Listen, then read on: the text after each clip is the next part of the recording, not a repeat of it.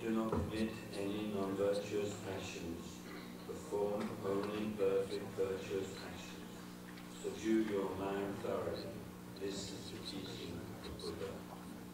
Look at all causative phenomena like a star, a defective vision, a flame of a lamp, an illusion, a drop of dew, or a bubble, a dream.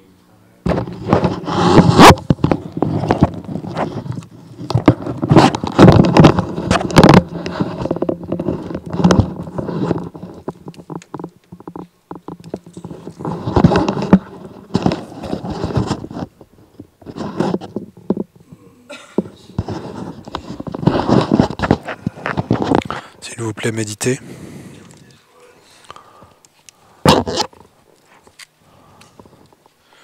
Sur ces mots.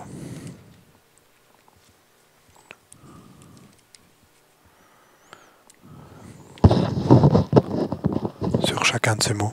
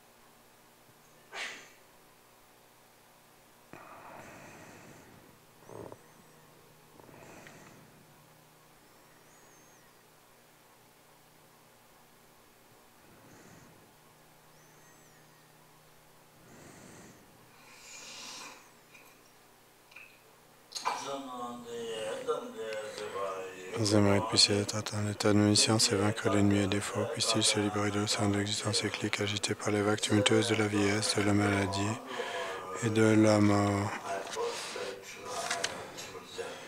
Hommage à l'aria triple joyau. Voici ce qu'une fois j'ai entendu. Le Bhagavan se trouvait à Jagaya, sur le pic des vautours, entouré d'une grande congrégation de moines et d'une grande assemblée de bodhisattvas. À ce moment-là, le Bhagavan était absorbé en la concentration sur les catégories de phénomènes appelées perceptions profondes. Au même moment, le bodhisattva Arya Avalokiteshvara contempla la pratique même de la profonde perfection de la sagesse, et il vit que les 5 agrégats également étaient vides de nature propre. Puis, par le pouvoir du Bouddha, le vénérable Shariputra, s'adressant en ces termes au bodhisattva Mahasattva Arya Avalokiteshvara, les fils de la lignée désireux de pratiquer la profonde perfection de la sagesse, comment doivent-ils s'y prendre? Le bodhisattva Mahasattva Arya Avalokiteshvara répondit alors au vénérable Charavatriputra. Shariputra, les fils ou les filles de la lignée qui désirent pratiquer la profonde perfection de la sagesse doivent la considérer de la manière suivante. Ils doivent contempler correctement et à maintes reprises le fait que les 5 agrégats eux aussi sont vides de nature propre. La forme est vide, la vacuité est la forme. La vacuité n'est pas autre que la forme, et la forme n'est pas autre que la vacuité. De même, la sensation, l'identification, les facteurs composés et la conscience sont-ils vides? Shariputra, ainsi tous les phénomènes sont-ils vacuités? Ils sont sans caractéristiques. Ils ne naissent ni ne cessent, ne sont ni souillés ni non souillés, ni déficients ni parfaits. En conséquence, Shariputra, dans la vacuité, il n'y a ni forme, ni sensation, ni identification, ni facteurs composés, ni conscience, ni œil, ni oreille, ni nez, ni langue, ni corps, ni mental, ni forme, ni son, ni odeur, ni saveur, ni objet du toucher, ni phénomène mental. De l'élément de l'œil et ainsi de suite jusqu'à l'élément du mental, élément de la conscience du mental, il n'y a pas d'élément. Il n'y a ni ignorance ni élimination de l'ignorance, et ainsi de suite jusqu'à il n'y a ni vieillissement et mort, ni élimination du vieillissement et de la mort. Et à l'avenant, il n'y a ni souffrance, ni origine de la souffrance, ni cessation, ni voie. Il n'y a ni sagesse transcendante, ni obtention, ni non-obtention. Shariputra, ainsi, puisqu'il n'y a pas d'obtention, les bodhisattvas se font-ils sur la perfection de la sagesse, et ils demeurent en elle, l'esprit sans voile et sans peur. Et comme ils sont passés bien au-delà de toute erreur, ils parviennent au stade final du nirvana. C'est en s'appuyant sur la perfection de la sagesse que tous les Bouddhas des 3 temps, eux aussi, font naître pleinement l'insurpassable éveil parfaitement accompli. Aussi le mantra de la perfection de la sagesse, le mantra de la grande connaissance, le mantra auquel rien n'est supérieur, le mantra égal à l'inégalable, le mantra qui apaise à jamais toute souffrance, doit être reconnu comme véridique car il ne trompe pas. Et voici le mantra de la perfection de la sagesse. Tadyata gate gate paha gate pahasam gate bodhisoha. Shariputra, c'est ainsi qu'un bodhisattva Mahasattva doit s'exercer à la profonde perfection de la sagesse. Puis le Bhagavan sortit de sa concentration et loua le bodhisattva Mahasattva Arya Avalokiteshvara en disant « Bien, bien, au fils de la lignée, il en est ainsi, il en est bien ainsi. C'est exactement comme tu viens de l'exposer qu'il convient de pratiquer la profonde perfection de la sagesse, et Tathagata eux-mêmes se réjouissent. » Lorsque le Bhagavan eut dit cela, le vénérable Charavatriputra, le bodhisattva Mahasattva Arya Avalokiteshvara, l'entourage en complet, ainsi que le monde des dieux, des hommes, des asuras et des gandharvas, furent remplis de joie et louèrent les paroles du Bhagavan.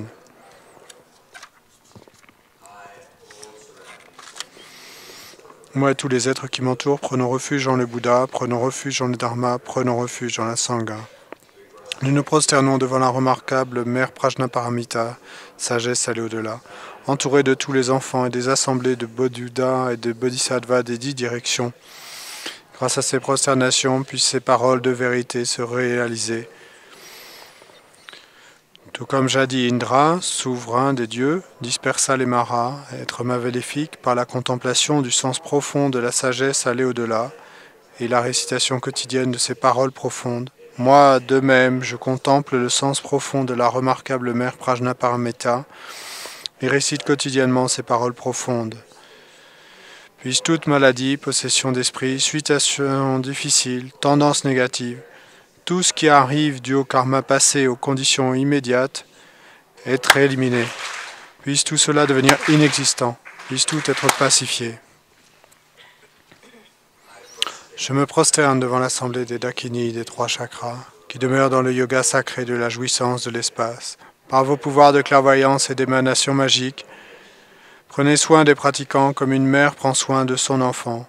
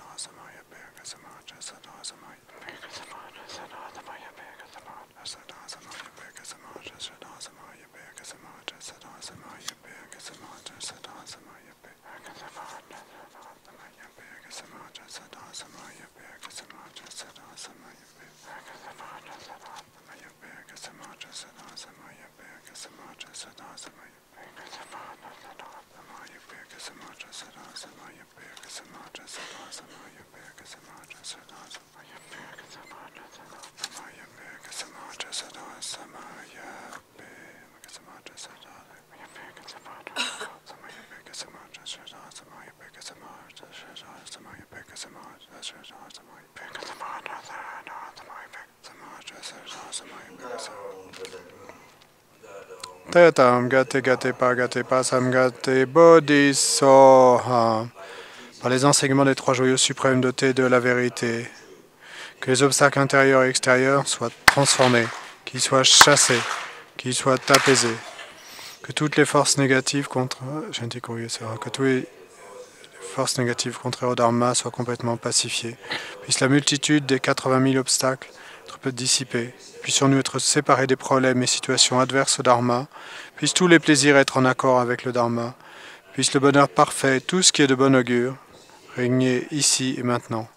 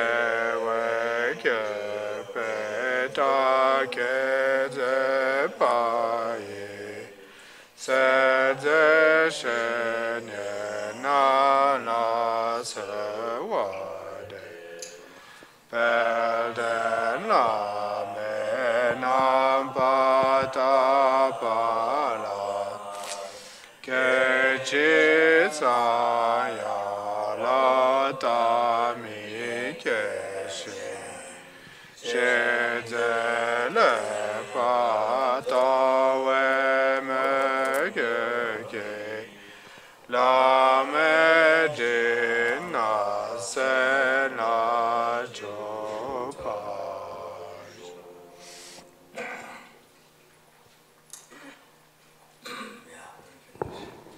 The foundation of all good qualities is the kind and Le fondement de toutes les qualités.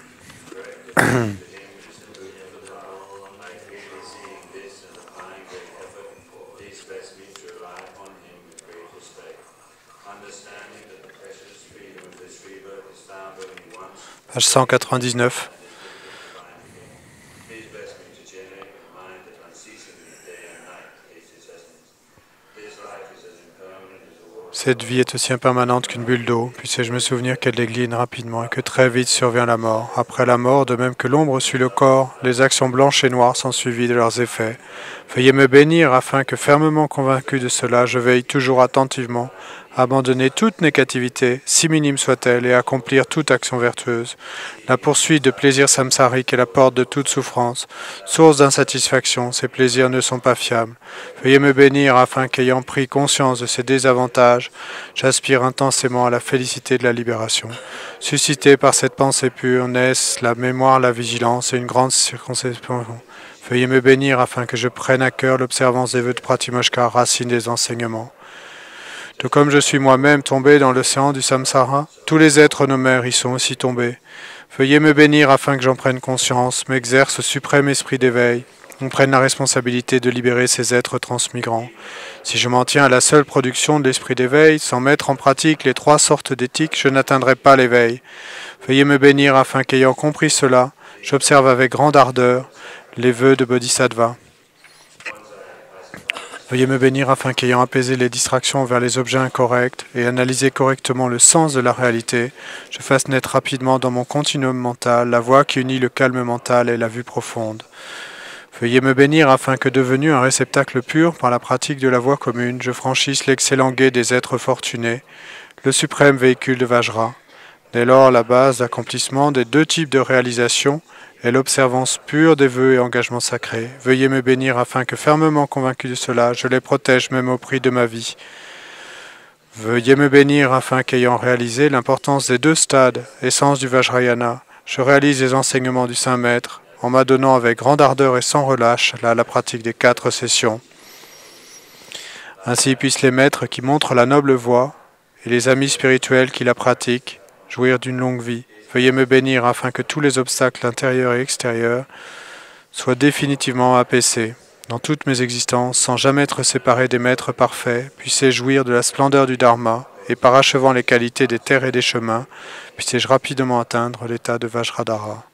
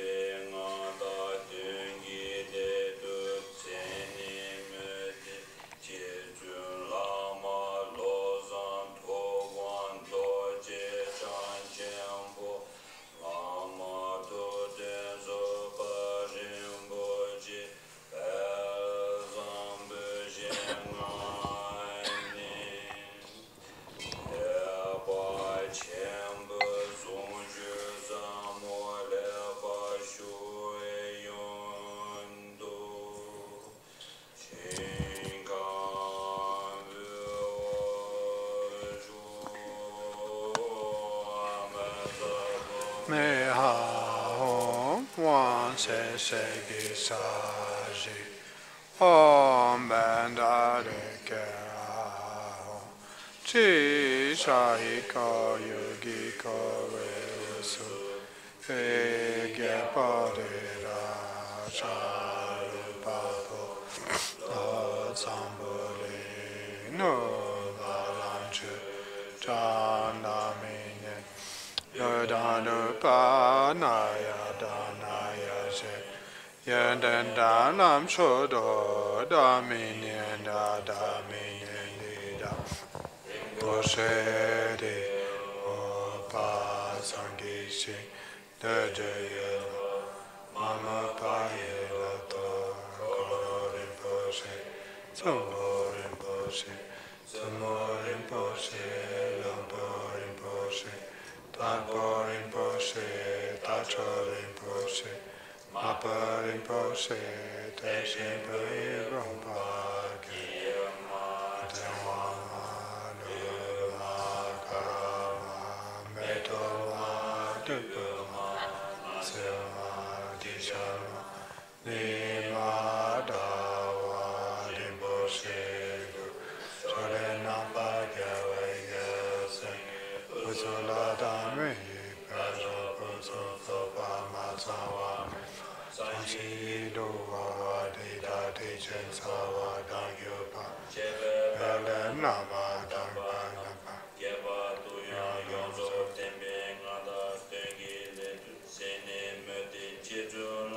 Alo Santo Vado Jichan Tempo Lama Tuta Saparin Boshe Bes Sampo Chemane Tepa Tempo Sunja Samura Yanto Shinka Wayo Tuje Towe Tuje Susa Shene Kanda Sodo Amagalan Keta Tanya Pesen Tentan Sewa Chempo Gone Jingira Tu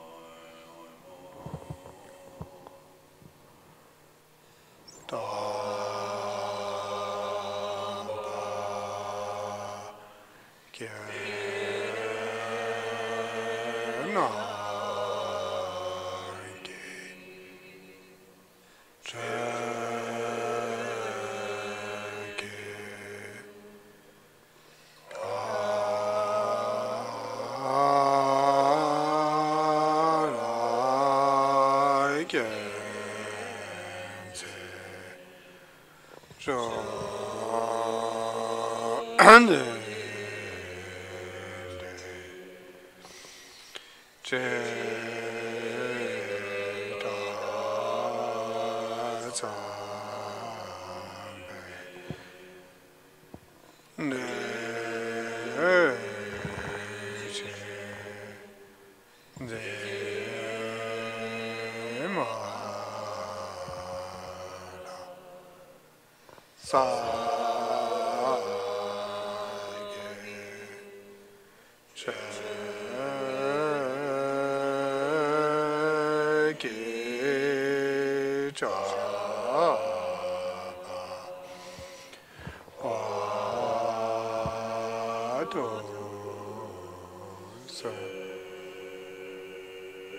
Nango Dodatna Mandala Kani Atayami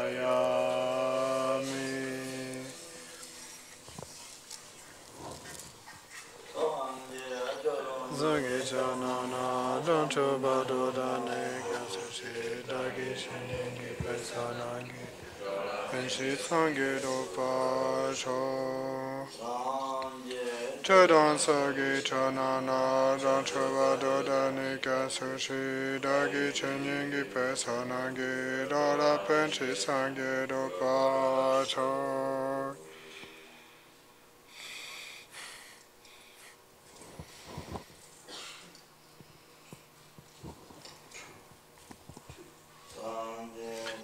Sagi Chanana Doncho Badodane Kasushi Dagi Shiningi Pesanagi Dora Penshi Sangi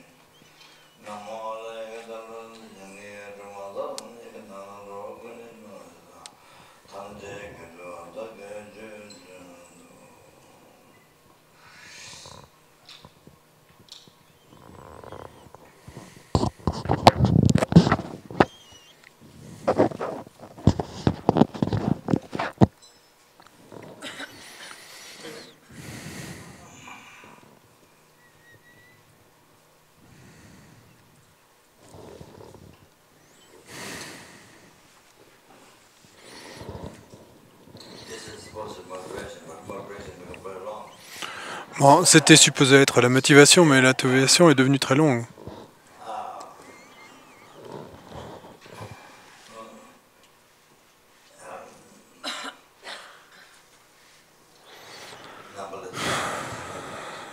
D'innombrables êtres des enfers, d'innombrables esprits avides, d'innombrables animaux, d'innombrables humains, asuras, êtres de l'état intermédiaire, de chacun, j'ai reçu d'innombrables accumulations de bonté, de bonheur, et depuis des renaissances sans commencement, de tout aujourd'hui, dans le futur, de chaque être qui est le plus précieux, le plus bon, si cher, le plus cher.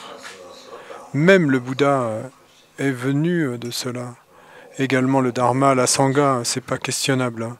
Donc chaque objet et de refuge, Bouddha, Dharma ou Sangha, est venu des êtres de la même manière que les récoltes sont venues des champs. Donc les champs sont très importants. Et donc si vous avez de l'argent, et c'est comme quand vous avez de l'argent, vous pouvez acheter, et vous pouvez acheter des choses dans le monde. Et donc l'argent est regardé comme si précieux. Et donc le Bouddha, le Dharma et la Sangha sont si précieux parce qu'ils vous libèrent des océans de souffrance samsarique et vous amènent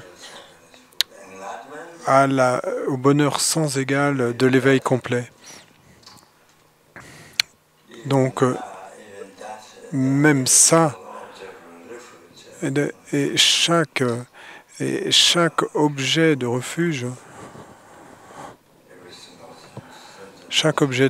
est venu et de la bonté et de la bonté de tous les êtres, de chaque être, de leur bonté et de chaque être, chaque fourmi, chaque moustique, même les plus petits.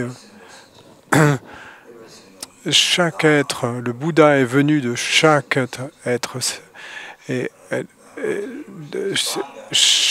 chaque objet de refuge du Dharma est venu de chaque être, et la Sangha est venue de chaque être, de tous les êtres.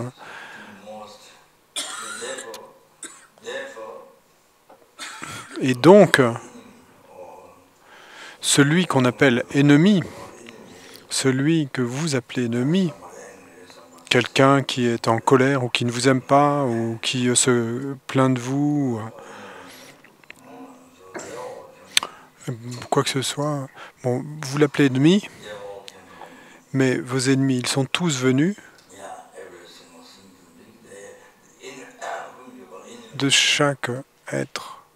Le Bouddha, le Dharma, la Sangha sont venus de chaque être que vous appelez ennemi. Vous les appelez ennemis, mais cet ennemi est celui qui est le plus chéri par d'innombrables Bouddhas, d'innombrables Bodhisattvas. Et l'ennemi est celui qui est le plus chéri par d'innombrables Bodhisattvas, d'innombrables Bouddhas. Mais vous l'appelez ennemi. Vous l'appelez ennemi.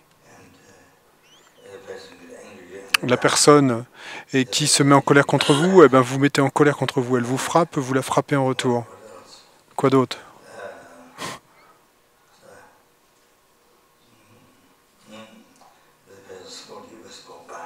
Et si la personne vous insulte, vous l'insultez en retour.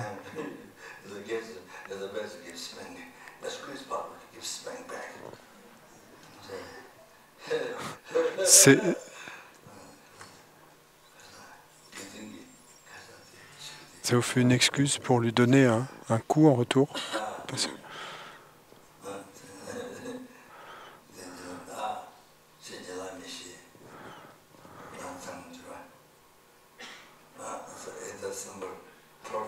Si quelqu'un vous provoque, et vous le provoquez en retour.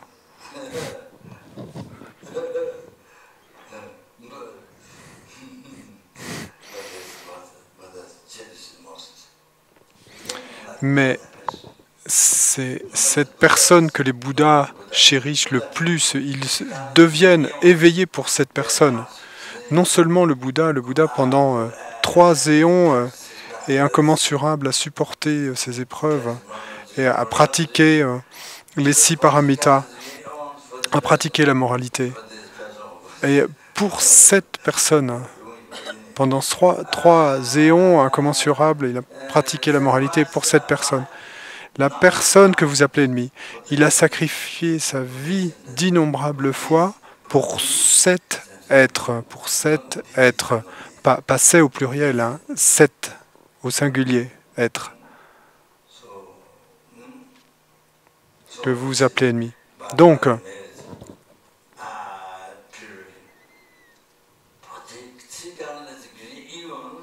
pendant 3 éons incommensurables, et le Bouddha a sacrifié sa vie, a accumulé du mérite pour cet être que vous appelez ennemi, que vous n'aimez pas. Le Bouddha s'est éveillé, a atteint l'éveil pour cet être-là, et aussi pour tous les autres êtres, y compris vous-même.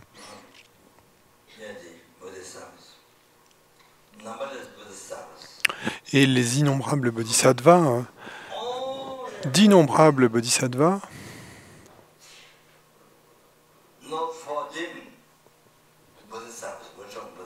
seulement pour... On parle des bodhisattvas, donc seulement pour eux, seulement pour les êtres, pas pour eux-mêmes. Hein. C'est pour ça qu'ils ont réalisé le chemin de mérite, Tsoglam. Seulement pour les êtres, ils ont réalisé les 5 chemins, ils ont atteint l'éveil, ils ont mis fin à tous les obscurcissements et ils ont accompli toutes les réalisations. Sangye, seulement pour cet être que vous appelez ennemi, que vous imaginez, et celui que vous appelez ennemi, celui que vous n'aimez pas, que vous ne voulez pas voir, que vous haïssez, hein, quand la personne entre dans la... quand la personne va croiser votre chemin ou quand la personne vient dans votre maison et vous faites semblant de ne pas être là, ou vous partez, vous allez vous rebrousser chemin et vous ne répondez pas au téléphone. Et donc, cette personne est celle qui est la plus chérie par tous les Bouddhas, et de la même façon qu'une mère chérit son enfant et adorer, eh bien,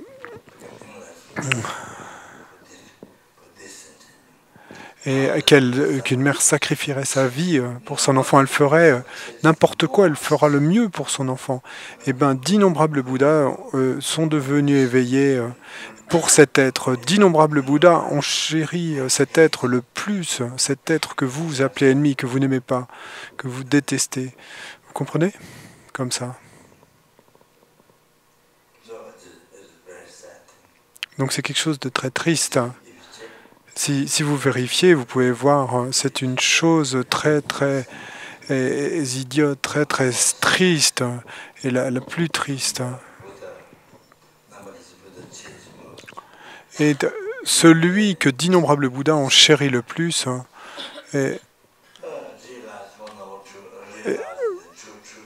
pour qui ils ont réalisé les 2 vérités,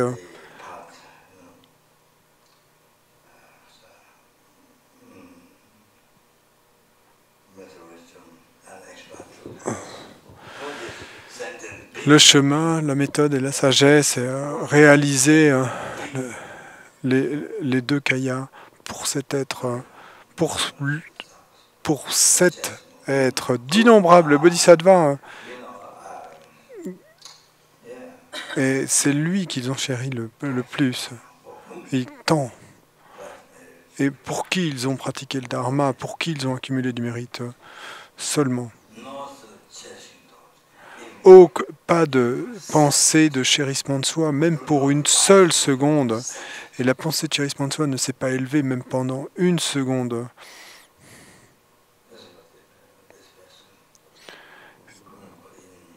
Et ça, c'est pour cette personne que vous appelez ennemi, que vous haïssez. Donc il nous faut changer notre esprit. Nous avons besoin de changer notre esprit. C'est très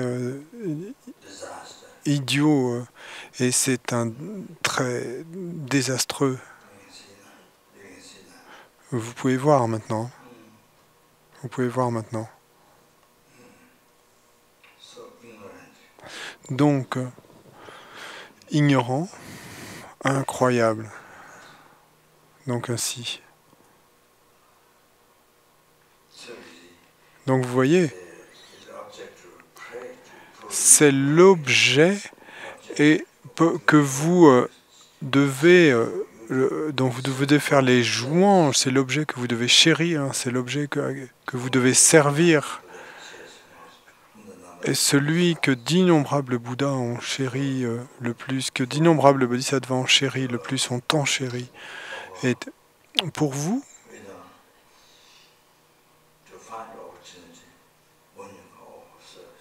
Et trouver une opportunité de pouvoir et offrir et vos services à cette personne, même un petit service, mais de servir cette personne, de lui offrir vos services. C'est si chanceux, si précieux, si précieux, même si c'est même un petit service hein, à offrir. Et même si c'est une opportunité seulement d'offrir un petit service. Hein, et seulement de faire les louanges de cette personne, pas de la critiquer, seulement d'en faire les louanges. Ainsi. Donc, si vous faites du mal à cette personne, eh ben, c'est comme faire du mal à tous les Bouddhas et Bodhisattvas. Vous pouvez comprendre. Si vous faites du mal à l'enfant et qui est l'enfant chéri de sa mère, si vous le critiquez un tout petit peu, hein, et ça va faire tant de mal à sa mère, et ben de la même façon, si vous donnez un petit cadeau à cet enfant, ça va rendre la mère si heureuse. Et donc c'est la même chose avec cet être. Si vous lui faites du mal, si vous faites du mal à cet être, que vous le critiquez ou quoi que ce soit, que vous lui faites du mal, eh bien, vous faites du mal à tous les bodhisattvas, à tous les bouddhas. C'est comme si vous critiquiez tous les bouddhas et bodhisattvas. Tuer cette personne,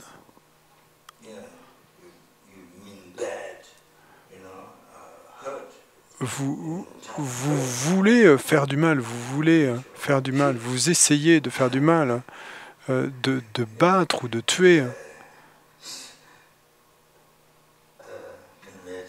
Vous pouvez imaginer comment la mère, la mère, c'est si incroyable comme ça va lui faire mal. C'est comme si vous aviez tué la mère elle-même, si vous tuez son enfant. Et donc, d'innombrables Bouddhas et d'innombrables Bodhisattvas, eh bien, vous leur faites du mal, si vous faites du mal à cette personne. Quand vous faites du mal à un être. Et Nagarjuna a une phrase, j'ai reçu la transmission orale, hein, et en Pennsylvanie, aux États-Unis, je crois que sa sainteté a donné une fois. J'ai oublié le nom du texte.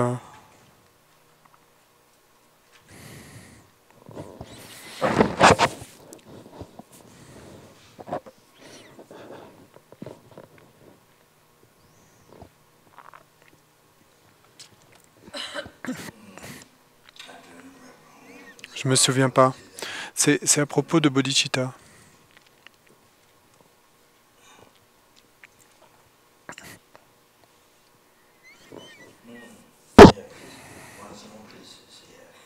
Il y en a un petit bouquet là.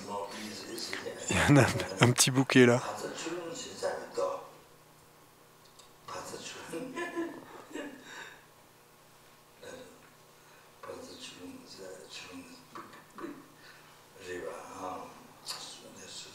Cholung, c'est une grande rivière. Il y a un sutra qui s'appelle Patsak Cholung.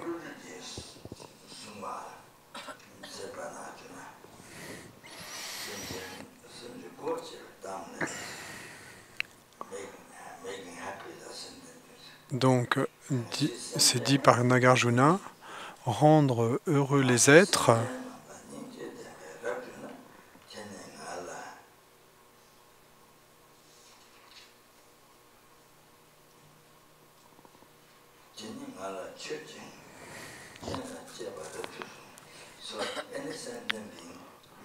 tout être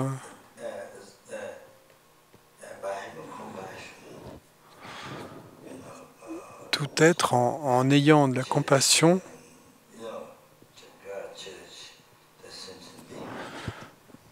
vous chérissez, vous en prenez soin, vous chérissez cet être, alors cette personne est...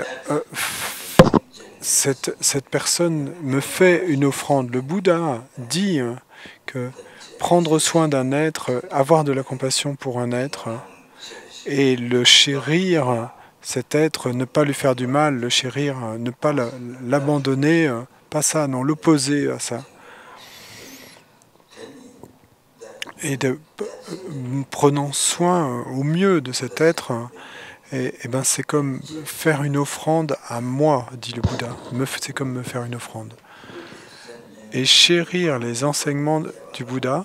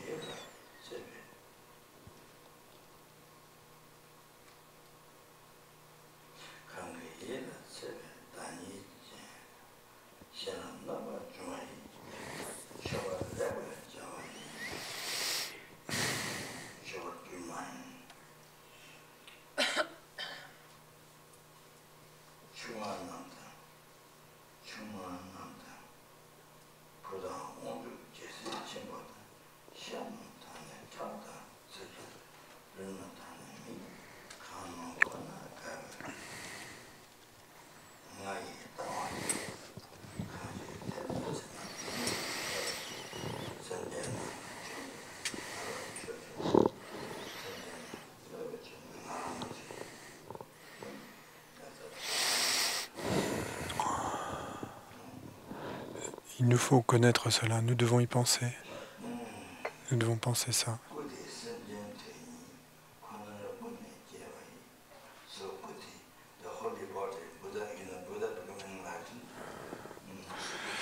Donc le corps saint, quand le Bouddha est devenu éveillé, et donc le corps saint son corps saint de forme, Sukhu, le Dharmakaya, c'est seulement pour les êtres. Le Bouddha a accompli cela seulement pour les êtres.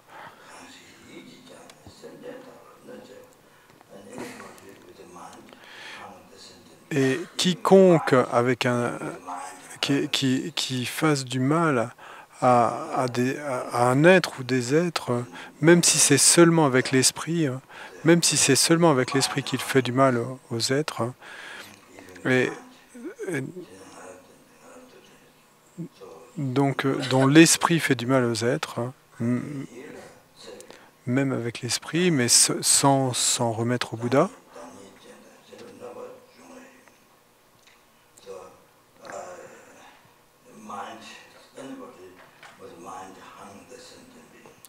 Donc qui que ce soit qui fasse du mal aux êtres avec son esprit, et donc ensuite et d'autres êtres reçoivent du mal de cette personne, mais si cette personne, par ailleurs, fait des offrandes, si belles offrandes, et de belles offrandes, et fait si bien des offrandes, si belles, mais donc, d'un côté, il fait ses offrandes, et de l'autre côté, avec son esprit, il fait du mal aux êtres. Et tant d'offrandes au Bouddha d'un côté, mais d'un autre côté, il fait du mal aux êtres avec l'esprit. Et donc, le Bouddha, il est dit là, et que ça ne devient pas des offrandes au Bouddha si vous faites cela. Parce que ce que le Bouddha chérit le plus, et depuis qu'il est entré sur le chemin du Bodhisattva, depuis qu'il a commencé à générer la bodhicitta, depuis qu'il a commencé l'entraînement de l'esprit dans la compassion, et dans les psychoses et un effet, et dans la méthode des psychoses et un effet, et donc il a généré la compassion. À partir de ce moment-là, Et chaque respiration est pour les êtres. Chaque inspiration et expiration est par le mouvement. Donc chaque respiration, inspiration et expiration est pour les êtres, pour les d'innombrables êtres, pour vous, pour d'innombrables êtres, pour vous. Et vous devez penser cela, et vous n'êtes pas abandonné, non pas ça. Vous n'êtes pas laissé de côté. Même respirer, inspirer et expirer, à chaque fois que le Bouddha inspire et expire, et les bodhisattvas, chaque inspiration, chaque expiration, eh bien c'est seulement pour les êtres, et y compris vous. Et ceci, cela, vous devez savoir cela, vous devez ressentir cela. Donc, même si d'un côté, vous faites des offrandes au Bouddha, mais alors, ça ne devient pas vraiment des offrandes. Et ça ne devient pas vraiment une offrande parce que ça ne contente pas. Et le Bouddha, ça ne le rend pas heureux. Et donc ça ne devient pas vraiment une offrande parce que ça ne rend pas vraiment le Bouddha heureux. Et parce que vous faites du dharma à des êtres. Et ces êtres que d'innombrables Bouddhas, et même simplement en inspirant et expirant, eh ben, ça, ils le font totalement pour les êtres. Alors, cet être, par contre, si cet être pratique la patience, pratique la compassion, pratique la bonté, est bon, si bon, et ne fait pas du mal, ne se met pas en colère, alors, ça c'est la meilleure offrande au Bouddha. Ça c'est la meilleure offrande au Bouddha. Vous pratiquez la patience même une fois par an, ben c'est la meilleure offrande au Bouddha. Et les gens sont jaloux et vous critiquent. Quelqu'un jaloux de vous, vous critique, vous fait du mal, et vous pratiquez la patience.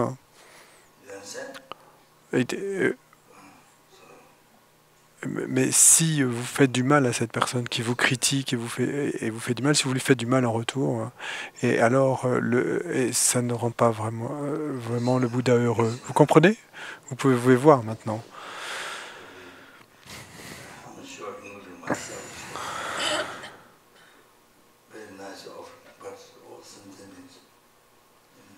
Et je ne suis pas vraiment sûr, hein, y compris pour moi-même, on fait de très belles offrandes, mais les êtres, si les êtres nous marchent sur le pied,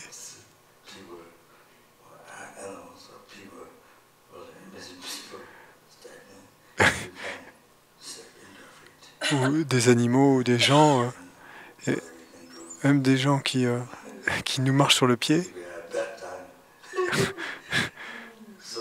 et nous font passer un mauvais moment, et ben, ça ne devient pas vraiment une véritable offrande. Ça ne rend pas le Bouddha heureux si nous répondons en retour avec colère. Et la plus meilleure offrande, même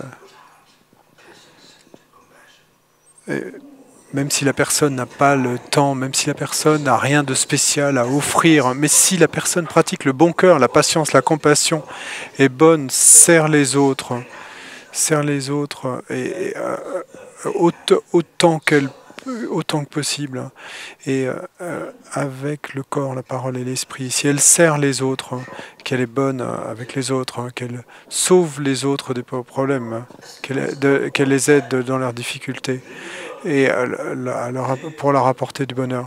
Et ben, tout ça, et ça c'est le vrai dharma, ça c'est les vraies offrandes, les offrandes au Bouddha et Bodhisattva.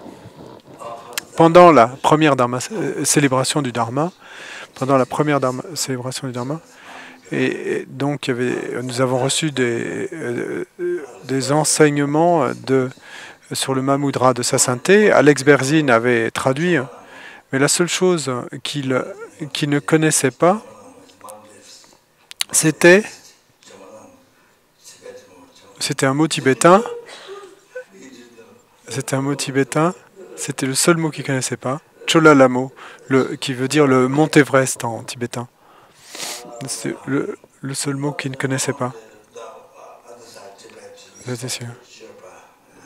Pas l'autre côté, le côté du côté du Tibet, mais de ce côté-ci, du côté des Sherpas.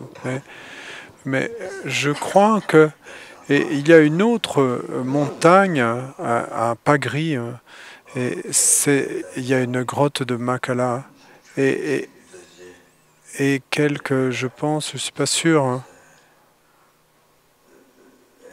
thé d'orgie. Et il y a une histoire qu'il a vécue là sur la montagne. Donc c'est un endroit sacré. Je suis pas sûr si c'est au mont Everest ou si c'est une montagne à Pagri. Mais bon, c'est un endroit saint. Et je pense que sa sainteté en a parlé, a dit quelque chose à propos du mont Everest. Hein. Mais il y a une autre au Tibet où j'ai vécu pendant 3 ans. Alors, là où j'ai vécu pendant 3 ans. Et donc, dans la lignée du Mahamudra, il y a quelqu'un qui a atteint l'éveil et en une brève vie de cette époque dégénérée. Et donc,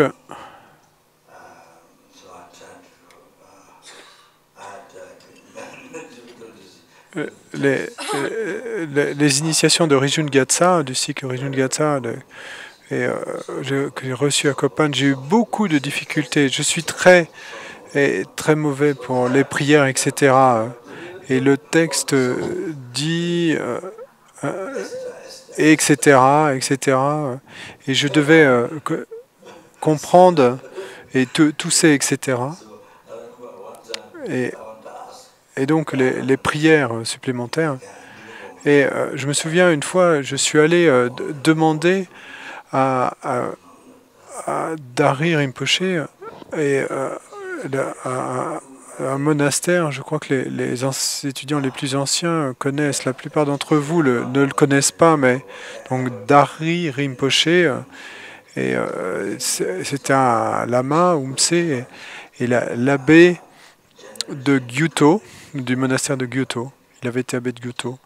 Et donc c'est quelqu'un qui avait réalisé les stades de génération et d'accomplissement du Tantra. Et une fois, on l'a invité à donner un discours au Root Institute à Bodh Gaya. Et à ce moment-là, il y avait des moines Theravada. Et donc, il a parlé à propos de l'unification et de la claire lumière et du corps illusoire. Et l'unification, le chemin au-delà de l'apprentissage. Et il a parlé beaucoup à propos de l'unification. Donc, c'était quelqu'un qui avait parcouru le chemin, quelqu'un qui avait obtenu un grand succès et qui est très très chanceux. Et donc, les moines Theravada ont posé une question à Dari Rinpoche. Est-ce que vous pouvez changer dans les vœux tantriques? Vous ne restez pas, et il est dit que vous ne devez pas rester plus de 7 jours dans un endroit Theravada. Vous ne pouvez pas rester plus de 7 jours dans un endroit Theravada. Et donc, ces moines Theravada lui ont demandé s'ils pouvaient changer ce vœu tantrique. Et donc, ils ont demandé à Rinpoche, est-ce que vous pouvez changer cela? Il y avait 3 ou 4 moines du Theravada. Et Dari Rinpoche a dit non, qu'il ne changerait jamais cela. Et il était avec un visage plutôt sérieux, très sérieux. On ne changera jamais cela, Rinpoche a dit. Il y avait aussi Asa Rinpoche de Séramé, et qui a enseigné à l'université.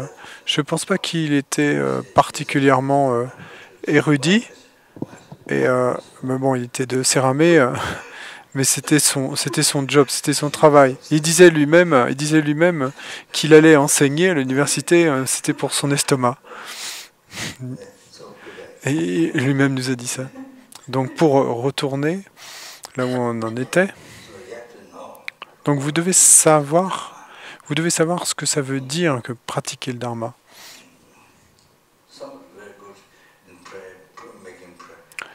Quelqu'un qui est très bon pour faire ses engagements, ses prières, ses offrandes, mais ensuite, quand on en vient aux êtres, souvent, les êtres sont maltraités. Vous pouvez voir. Donc maintenant, vous pouvez comprendre, voir. Donc cette personne pourrait penser que la chose principale, c'est de réciter des prières, de faire des offrandes, mais être bon et servir les êtres, prendre soin des êtres, et elle ne le fait pas. Donc vous comprenez, maintenant, ici, vous comprenez que c'est la chose principale. Si vous voulez contenter, rendre les Bouddhas, les Bodhisattvas heureux, eh bien, prenez soin des êtres.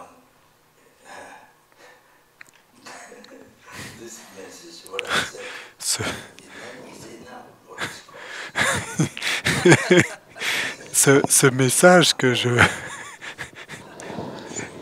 viens de dire, c'est suffisant pour ce cours, pour cette retraite. Ce message, vous pouvez le garder dans votre cœur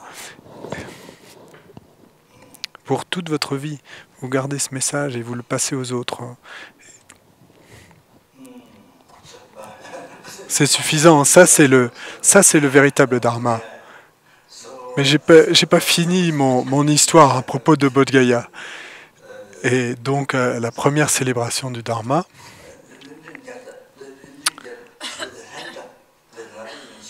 Et donc, Rinjun Gatsa, il y a une autre initiation, l'Entab, qui veut dire qu'on a plus de commentaires, mais celle-là, je ne l'ai pas reçue. Et Kyabdag Rinpoche, et Sakya Trinzin Rinpoche, le gourou de Sakya Trinzin Rinpoche, de sa sainteté Sakya Trinzin. Et donc, Rinpoche a reçu, Rinpoche m'a dit, Rinpoche n'a pas reçu Rinjun Gatsa. Rinpoche n'a pas reçu Rinjun Gatsa. Et donc, il m'a dit qu'il me donnerait l'initiation de l'Entab et que moi, je lui donnerais Rinjun Gatsa. Un jour, Rinpoche m'a dit ça au Népal. Mais bon, ça ne s'est pas produit. Et il y avait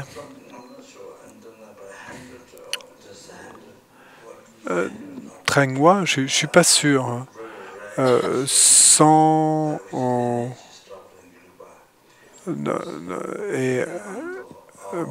100, non, mais c'est une initiation très rare, une lignée qui avait été perdue chez les Gelugpa, et donc même Kunkyen Jamyang Shepa, la lama de Lamdo et de Labrang Tashikil.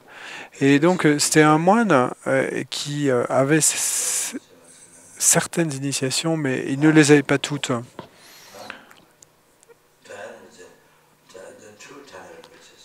Donc c'est le Rinpoche qui est en Allemagne, Dagyab Rinpoche. Et en fait, il y a deux Dagyab Rinpoche. Il y en a un qui est âgé et un plus jeune. Et donc, le plus âgé a suggéré que j'aille au Tibet pour recevoir cette initiation d'un vieux moine. Mais je l'avais déjà pris d'un autre Rinpoche.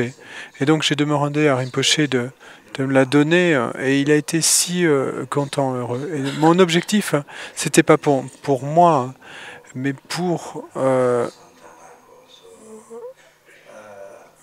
Kyabje Kirti Sanchab Rinpoche, pour qu'il la répande dans l'école Gelugpa. Donc j'ai reçu l'initiation de Rinpoche il y a un certain temps, et 2 ou 3 fois j'ai reçu, et à chaque fois peut-être 15 initiations, mais ça s'est pas terminé.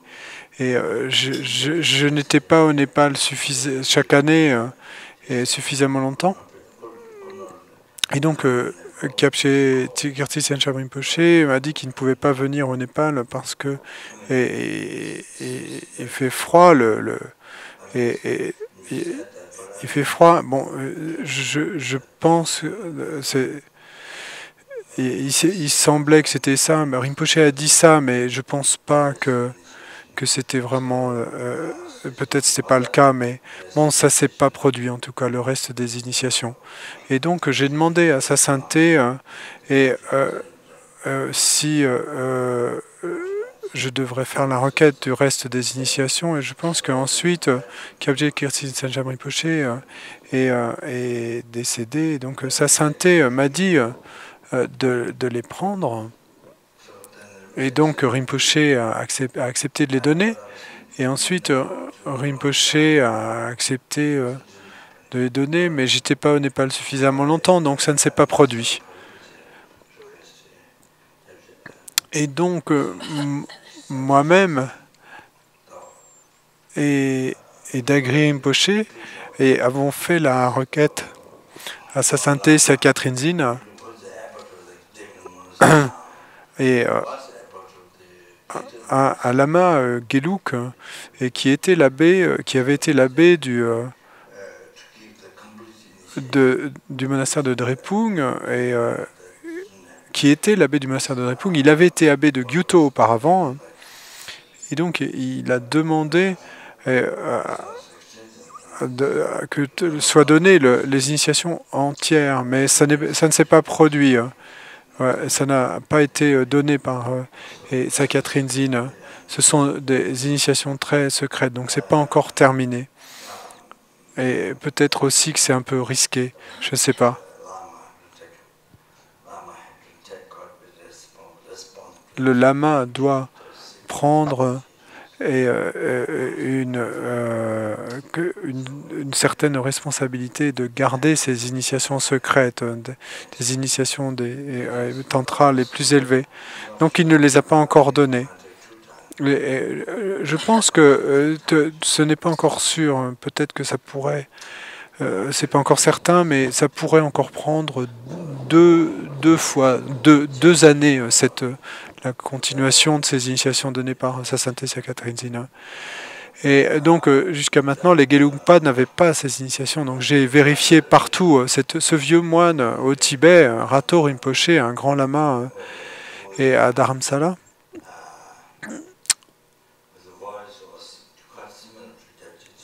qui a une voix qui est assez similaire au gourou racine de Kyabje, quelque chose Rinpoche, mais personne ne lui a fait la requête de donner cette initiation, et maintenant il est décédé. Et il y a longtemps. Et maintenant l'incarnation a peut-être plus de... Sa nouvelle incarnation a peut-être plus de 20 ans, mais il ne parle pas. Et quand je l'ai rencontré,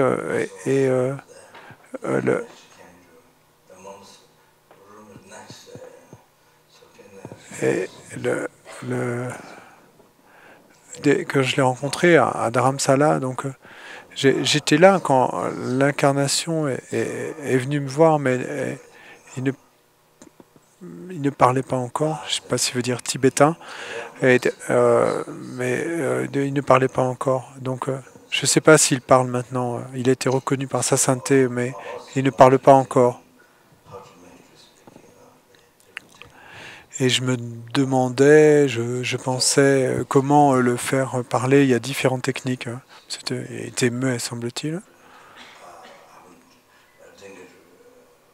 Mais je l'ai pas encore dit à ses intendants. Et j'ai pas pu communiquer avec eux. Hein. Mais dans sa vie passée, Kyabja Rinpoche était un très grand lama. Un grand lama. Bon, revenons-en à Bodh Gaya. Revenons-en à Bodh Gaya. Donc, vous donnez à un mendiant de l'argent. Vous donnez de l'argent à un mendiant. Vous donnez de l'argent à un mendiant. Et ensuite, vous pensez, et ben, ça, en soi, c'est une offrande au Bouddha et au Bodhisattva. Et vous donnez de l'argent à un mendiant. Et c'est comme si vous aviez fait une offrande d'argent au Bouddha et au Bodhisattva. Et donc cette année, j'étais à Bodh Gaya et j'ai pas pu donner à tous les mendiants. Dans le passé, et nous avions l'habitude de leur donner de la nourriture. Et il y a longtemps,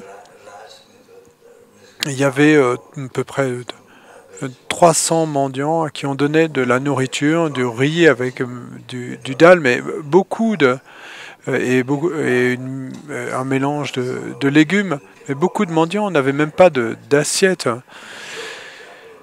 Et donc on n'en a pas acheté. Je crois qu'on s'est organisé pour leur donner des assiettes en papier, en carton. En papier. Et donc de la gamelle, on leur mettait directement en fait de la nourriture dans leurs vêtements parce qu'ils n'avaient pas d'assiette. On leur mettait dans leur sari. Et ensuite ils l'enveloppaient puis ils l'emmenaient comme ça. Donc du coup on a organisé les choses pour leur mettre dans des assiettes en papier ou en carton. Et bon donc il n'y avait pas de la soupe, hein, c'était du riz mélangé avec du dal et du riz mélangé avec des légumes, quelque chose qui puisse tenir, parce que la soupe n'aurait pas tenu dans ces assiettes en papier. Donc je crois que 2 ou 3 fois on a fait ça. Et ensuite, ça ne s'est plus produit. Hein, et on n'a pas réussi à continuer. Mais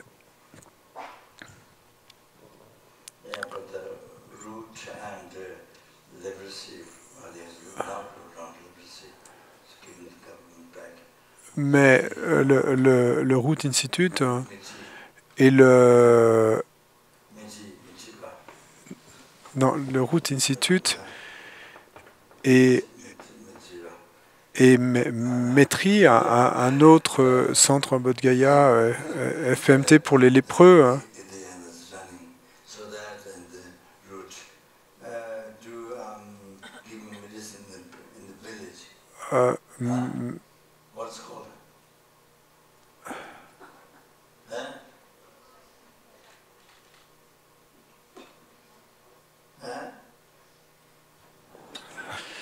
Et donc, il y a un dispensaire où ils donnent des médicaments dans les villages. C'est quoi son nom? Donc, ça s'appelle Shakyamuni Health Clinic, clinique pour la santé de Shakyamuni. Enfin, c'est le Root Institute qui a créé cette clinique. Et donc, ils ont une voiture, ils vont dans les villages environnant Bodh Gaya et ils donnent des médicaments. Je crois qu'il y a seulement le Root Institute qui fait ça, ou peut-être il y a aussi Maitri. Et donc, ils y vont en voiture, ils donnent des médicaments, il y a un médecin qui fait des consultations. Donc, on a fait ça. Et, parce qu'à Bodh Gaya, j'ai dit à Trisha, et les villageois, c'est si difficile pour eux d'obtenir de l'eau.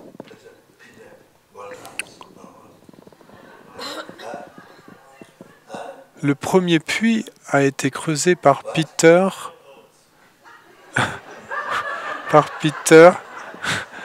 Wild Oats.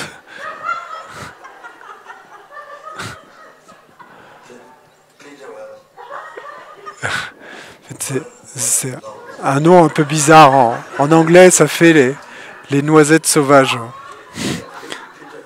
Et donc maintenant, c'est les notes sauvages. Et en fait, Et en fait, c'est l'avoine sauvage. Donc Peter, avoine sauvage, c'est son nom. Wild Oats. Et Rinpoche dit aussi poussière sauvage, wild dust. Tout ça, ça sonne un peu pareil.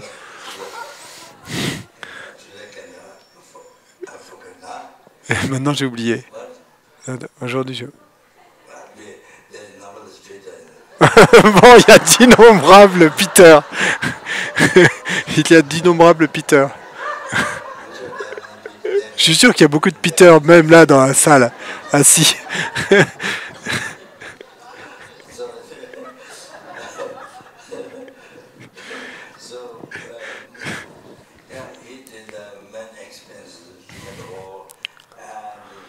Et donc, c'est lui qui a fait les dépenses principales pour creuser un puits. J'ai mis de l'eau du lac de Palden Lamo au Tibet.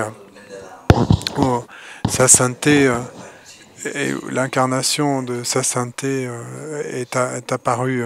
Enfin, son image. Beaucoup de lamas, pour beaucoup de lamas, et c'est comme la télé au Tibet. Ils vont là pour faire des divinations. Et c'est là qu'ils découvrent les incarnations, les parents, tout. Donc, c'est de l'eau qui vient de là-bas, et elle vient du mont Kailash. Et si vous vous lavez avec cette eau, et vous pouvez renaître dans une terre pure, c'est mentionné dans des histoires sur le mont Kailash. Et pour les hindous, c'est différent, mais pour les tantras bouddhistes, c'est de l'eau de Vajrayogini. Et donc j'ai de l'eau qui m'a été donnée par des gens qui sont allés en pèlerinage. Et donc j'ai mu de l'eau là dans le puits, également pour aider les villageois et à recevoir des bénédictions. Et ils connaissent le mont Kailash. Et puis, ils ont fabriqué une statue du Bouddha de médecine sur le mur, sur le puits. Et donc, ils ont construit une statue de Bouddha de médecine. Ils l'ont mis là avec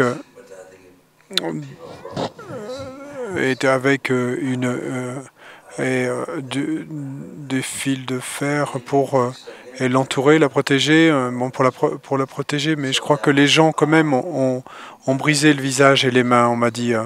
Et j'y suis pas allé, mais j'ai entendu ça. Mais donc ça a été réparé, mais de nouveau brisé. Et donc il a fait ça.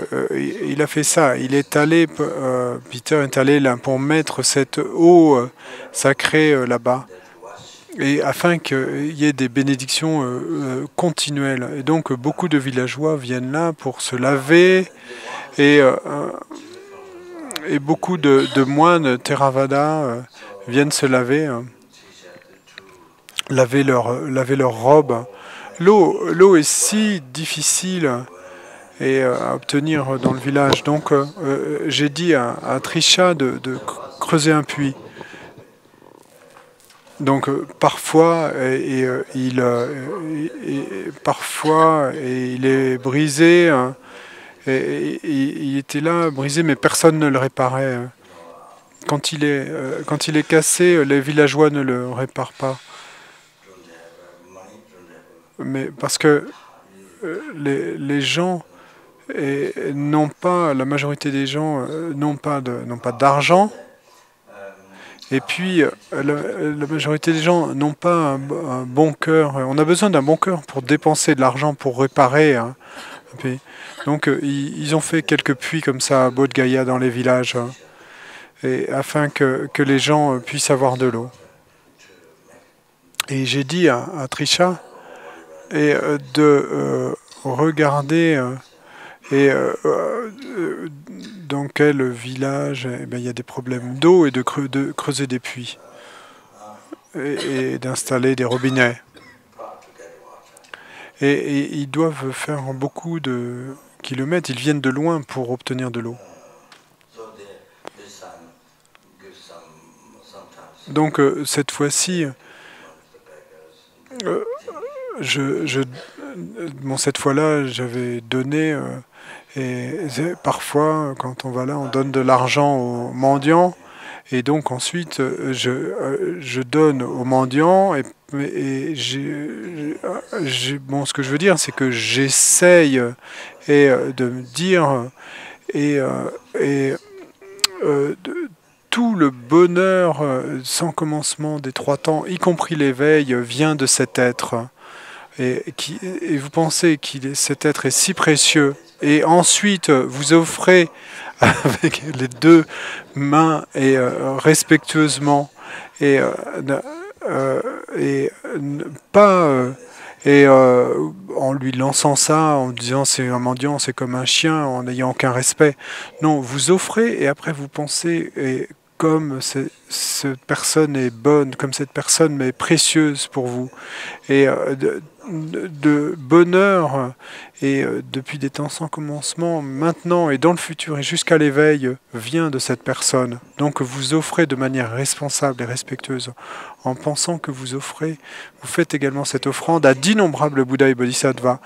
Et de son côté, pour lui, vous faites simplement la charité, mais également, vous, de votre côté, vous offrez à d'innombrables Bouddhas et Bodhisattvas. Et même si vous ne pensez pas, cela, parce que l'offrande aux êtres est contente et rend heureux les Bouddhas et les Bodhisattvas, mais essayez. Donc je ne pense pas, et je n'y pense pas à chaque fois, je ne le dis pas à chaque fois, mais autant que possible, j'essaye de faire ça.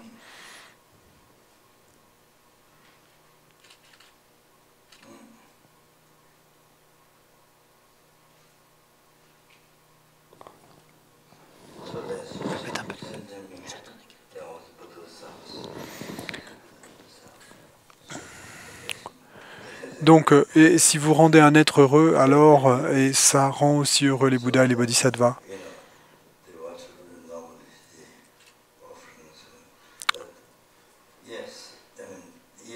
Donc, ce qui, normalement, vous offrez, oui, devient la cause pour réaliser et les trois principaux aspects de la voie pour réaliser le chemin du Bodhisattva, et ensuite pour être capable d'offrir et des bienfaits de plus en plus profonds aux êtres, et des bienfaits de plus en plus grands aux êtres. Si vous accomplissez le chemin, ensuite vous atteignez l'éveil, et alors, bien sûr, vous êtes capable d'offrir de grands bienfaits aux êtres. Et donc, c'est comme ça. Ici, quand vous servez directement les êtres, donc vous rendez des êtres heureux, et donc également d'innombrables Bouddhas et Bodhisattvas, vous les rendez heureux. Et donc, s'il vous plaît, faites le plus de ça, vous ferez. Il y a beaucoup de grands bienfaits supplémentaires.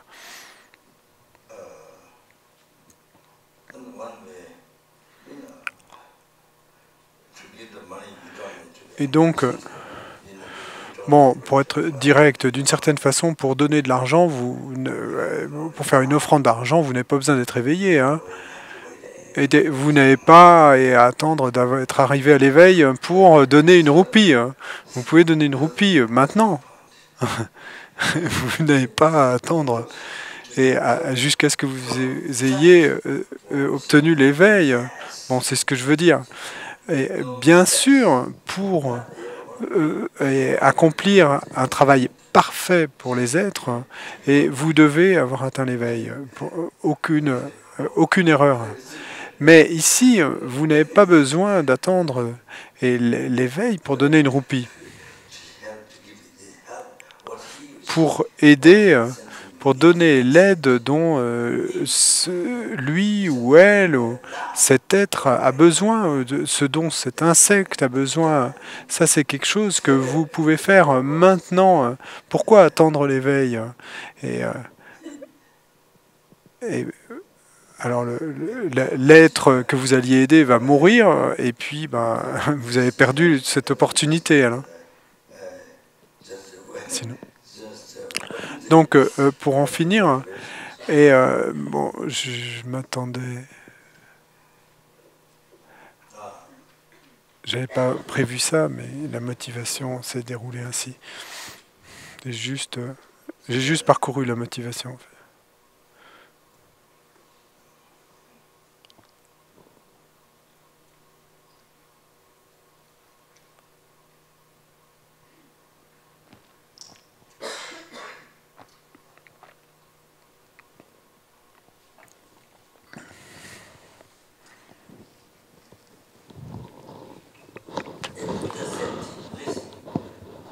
Et le Bouddha a dit, écoutez, le Bouddha a dit plus de choses.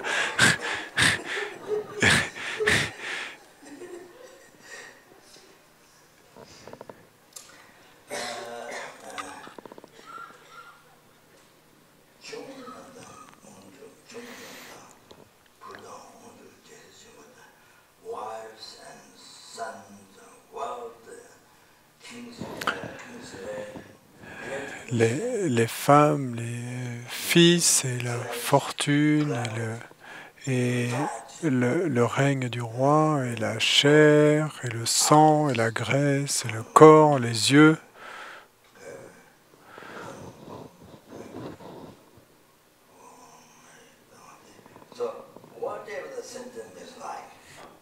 Donc quoi que ce soit que les êtres aiment simplement pour rendre les êtres heureux, seulement pour rendre les êtres heureux, quoi qu'ils aiment, je l'abandonne. Seulement pour rendre les êtres heureux, ben je leur donne toutes ces choses. J'y renonce, je leur donne. Et qui que ce soit qui fait du mal aux êtres me fait du mal à moi.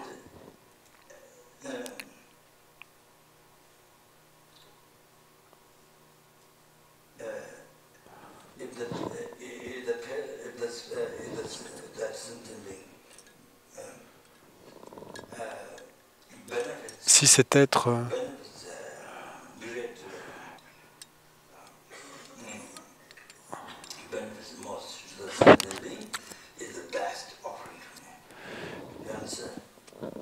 et si cet être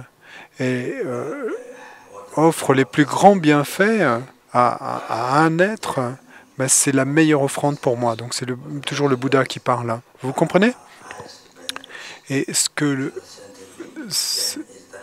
que cet être fait, vous voyez, et ce que la personne fait, et qui est du plus grand bienfait à un autre être, alors c'est la plus belle des offrandes pour moi.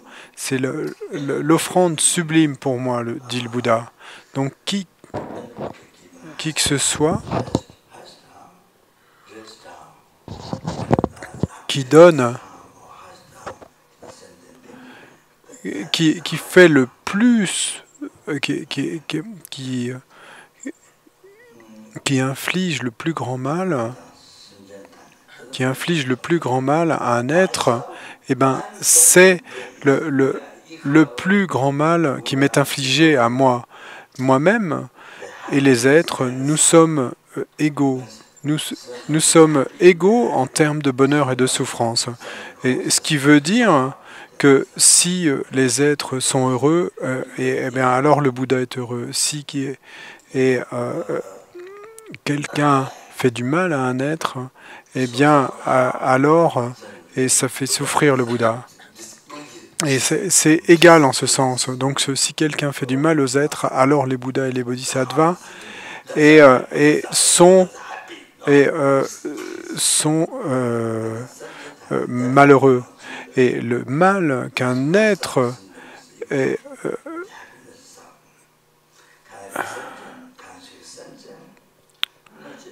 donc moi-même et les êtres sommes égaux quant au bonheur et à la souffrance.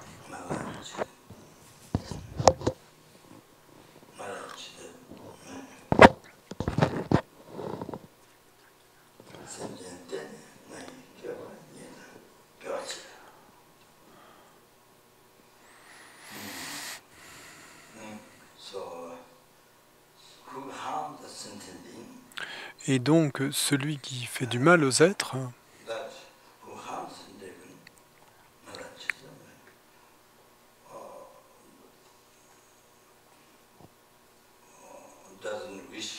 celui qui fait du mal aux êtres ne souhaite pas, n'a pas de foi, ne me souhaite pas. Donc ça veut dire le Bouddha, donc la personne ou qui que ce soit qui fait du mal aux êtres, cette personne est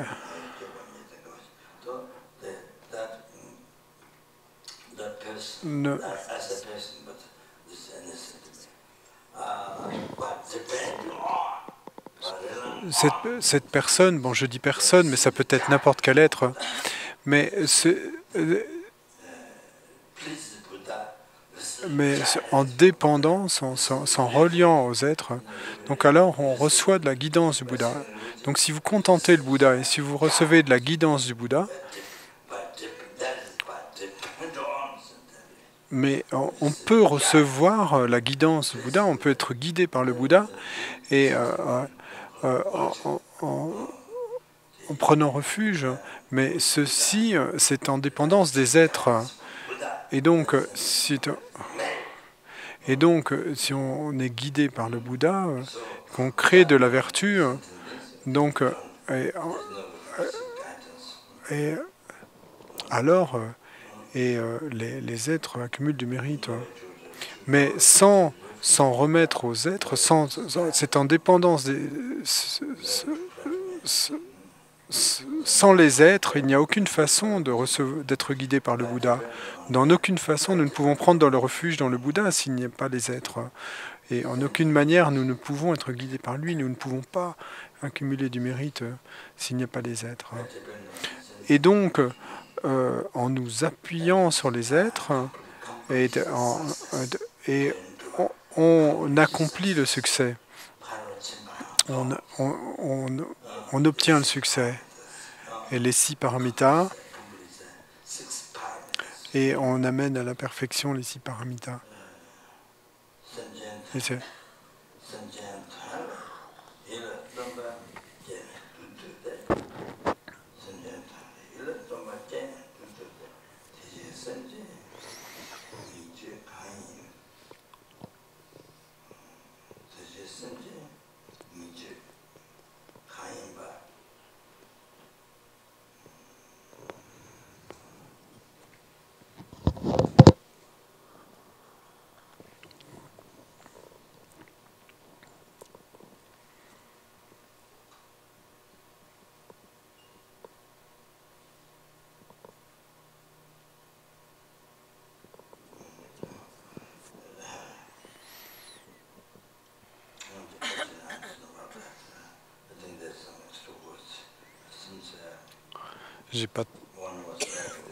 J'ai pas très bien compris. Je pense qu'il y a des mots supplémentaires.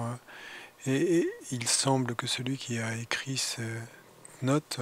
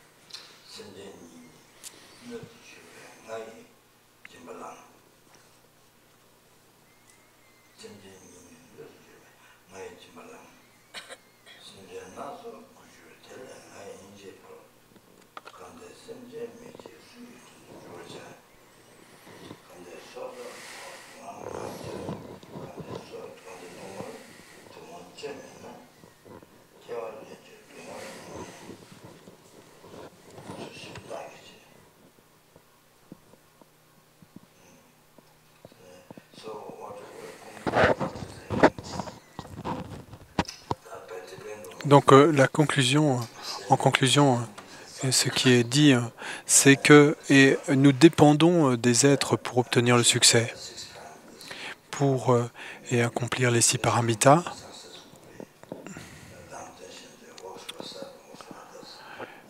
Et arriver au succès, eh ben, ça voudrait dire, c'est le travail pour soi-même et pour les autres. Ça veut dire la cessation des obscurcissements grossiers et subtils et l'achèvement de toutes les réalisations. Ça pourrait être ça. Cependant, l'essence, c'est que pour le bien des êtres, et donc l'esprit, et ensuite réaliser le chemin, accomplir le chemin, donc dompter les maras, et comme Shakyamuni Bouddha, et demain, et tôt le matin, qui va, le lendemain, tôt le matin, qui va atteindre l'éveil, et puis, et la veille de son éveil, en fait, et le soir, les maras ont attaqué le Bouddha. Et donc, si le Bouddha atteignait l'éveil, ça voudrait dire que les maras étaient défaits. Et donc, il voulait faire du mal au Bouddha afin qu'il n'atteigne pas l'éveil. Et donc, et le soir précédant son éveil, c'est incroyable, incroyable, incroyable. Ils se sont montrés sous tout type de formes différentes, les maras. Et ils ont manifesté tout type de formes, même le mont Meru, l'univers entier.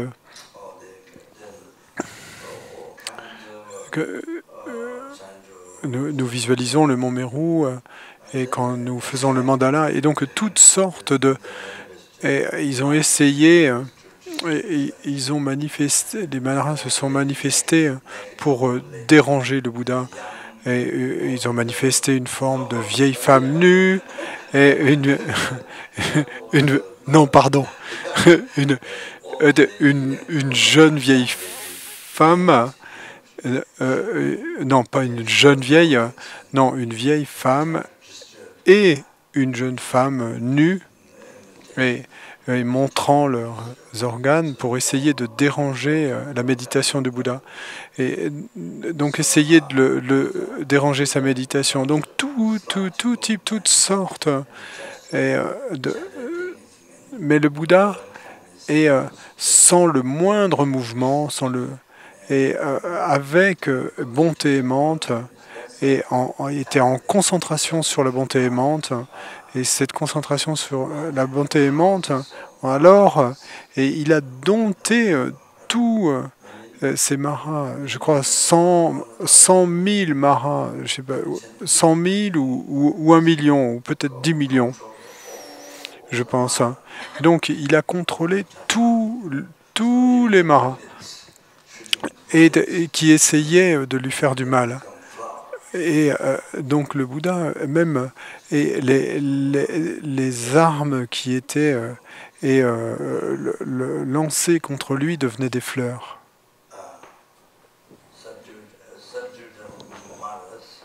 Et donc il a dompté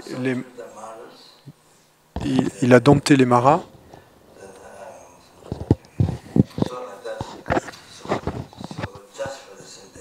Donc ainsi, et donc seulement pour les êtres, le Bouddha est devenu éveillé. Est devenu éveillé.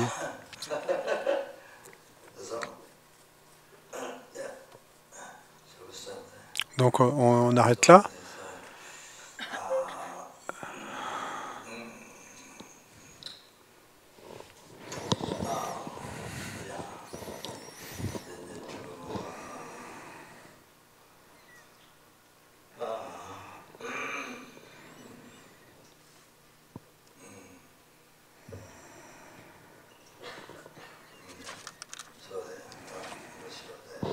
Donc on arrête là.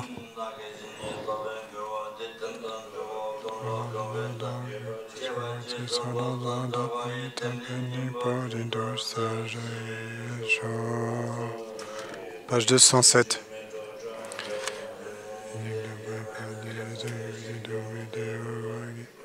nanda sina sapa soide namandala kanyatayami.